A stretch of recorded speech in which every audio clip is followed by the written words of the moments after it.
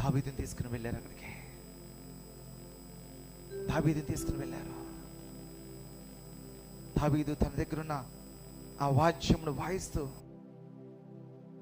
దేవుడి సన్నిధిలో తను తాను మైమర్చిపోయి, నేను సౌలుకి వాయించట్లేదు, హల్లెలూయా, నేను సౌలుకు వాయించట్లేదు, అయితే ఎవరు చప్పట్లు కొడతారని వాయించట్లేదు, ఎవరో మెచ్చుకుంటారని వాయించట్లేదు, నా దేవుడికి నేను వాయిస్తున్నాను.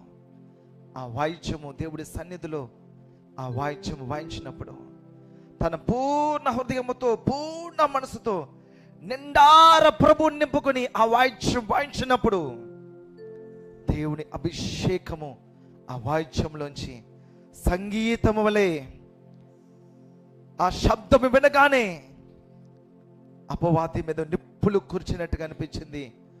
సౌలులో ఉన్న అపవాది దురాత్మ పారిపోయింది.